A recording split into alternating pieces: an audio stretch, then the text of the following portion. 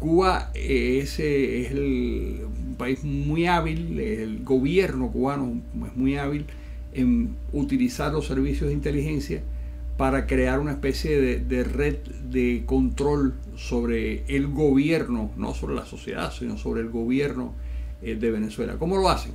Lo hacen acumulando información sobre los ministros, sobre los militares, sobre las familias, sobre los negocios turbios.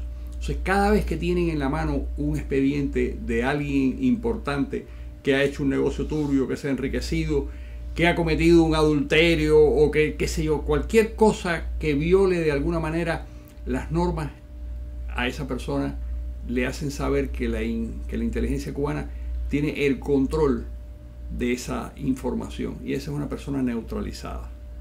De manera que lo que utiliza el gobierno cubano para manejar al gobierno venezolano en su provecho es precisamente la cantidad de información que tienen y que se dedican a reunir para, dicho en palabras muy claras, para chantajear a la estructura de poder y tenerla en su bolsillo. Eso lo hacen con una gran habilidad y eso es lo que explica que un país que es 9 veces más pequeño que Venezuela, 8 veces más pequeño que Venezuela, que es muchísimo menos poblado, que es muchísimo menos educado, que es mucho más pobre, sin embargo, controla es decir, la metrópoli es infinitamente más pobre que la colonia. Yo he utilizado el símil alguna vez en un periódico de que esto es la estrategia de la tarántula. La tarántula agarra un insecto y lo deja vivo y poco a poco se lo va comiendo. Eso es lo que hace la tarántula cubana con el insecto venezolano. La diferencia es que en este caso el insecto venezolano es muchísimo más grande que la tarántula y sin embargo son vilmente explotados por el gobierno cubano. Venezuela ha sido por el mundo. ¿Usted me podría explicar las razones de ese olvido? Yo creo que hay una especie de... El petróleo venezolano sirve para callar muchas conciencias.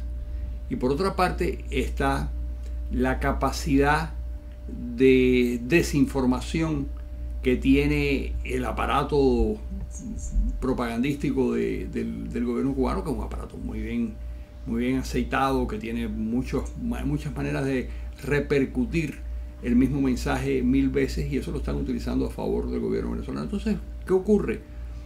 Que no hay nadie preparado en el mundo. Durante la Guerra Fría existían 2 bloques, ahora ya no hay 2 bloques, ahora hay exclusivamente un foco imperial, como es el caso de Rusia y sobre todo como es el caso cubano, y ese foco imperial lo que hace es diseminar informaciones que son falsas porque es el único sistema en la historia que se ha dedicado a esconder la realidad para poder gobernar.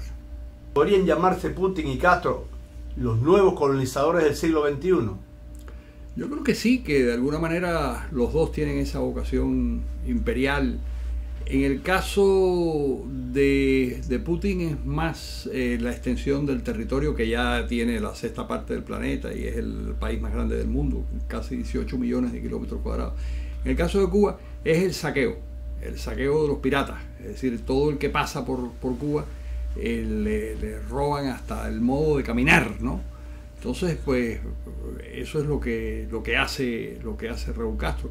Al final es una cosa muy triste porque lo que intenta es de alguna manera paliar la improductividad tremenda que hay en Cuba como consecuencia del sistema.